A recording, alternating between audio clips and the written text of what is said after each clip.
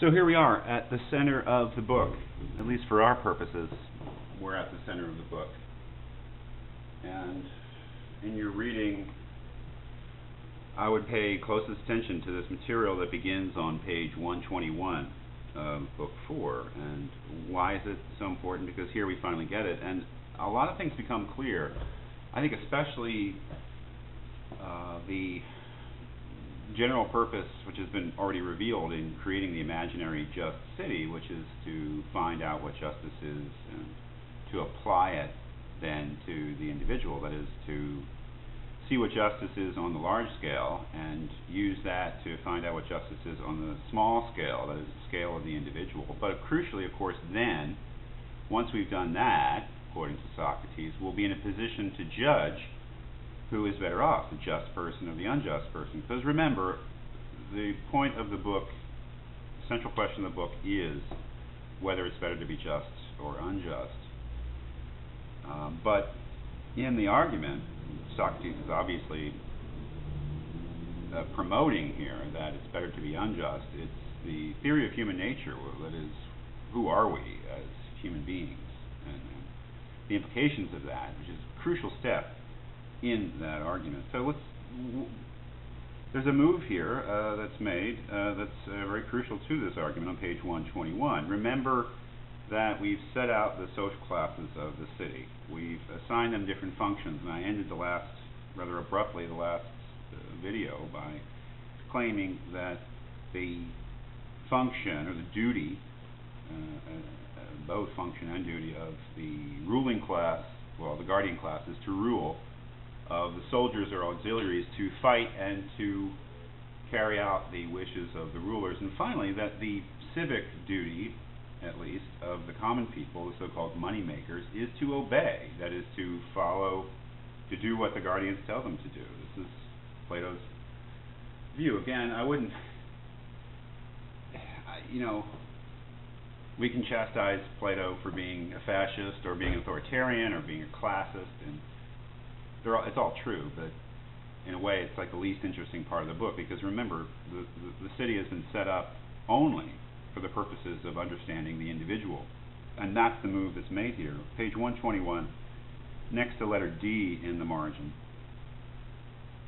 Socrates says, let's not state it as fixedly established just yet, but if this kind of thing is agreed by us to be justice, that is, each of the classes doing their own work and not the work of another. But if this kind of thing is agreed by us to be justice in the case of individual human beings as well, then we can assent to it. That is, this is the point. And how are we going to use the theory of the city, or the structure of this imaginary city, and the way that the virtues emerge in this imaginary city to imagine what the individual human being is like? A little bit farther down in that same section, just below letter E. So let's apply what has come to light for us there, that is in the city, to an individual. Next to letter B, towards the bottom, Socrates says, so a just man won't differ at all from a just city with respect to the form of justice, but will be like it. So how is the individual like the city? Well,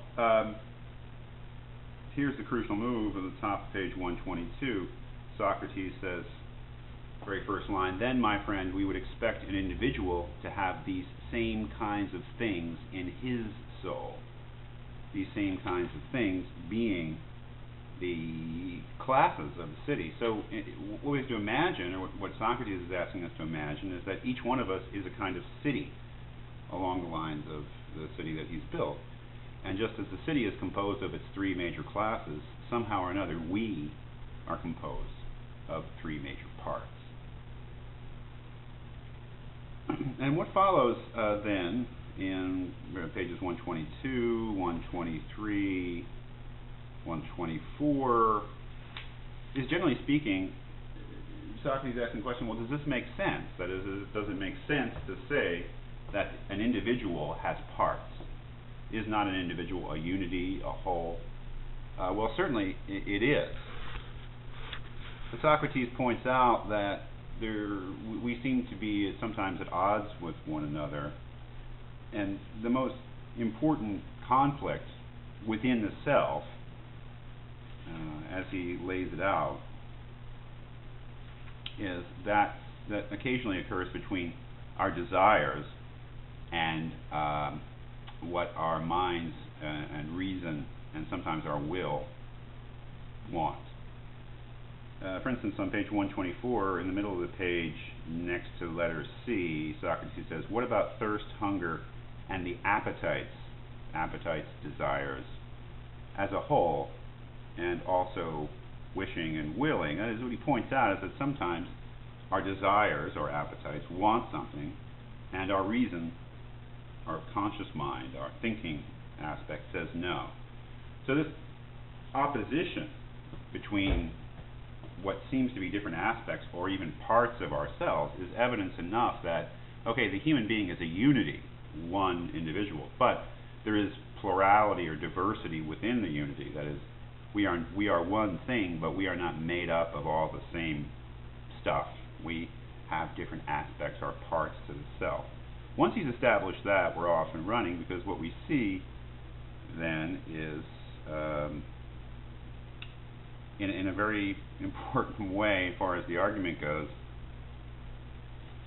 what we see is that these parts of the self correspond to the classes of the city.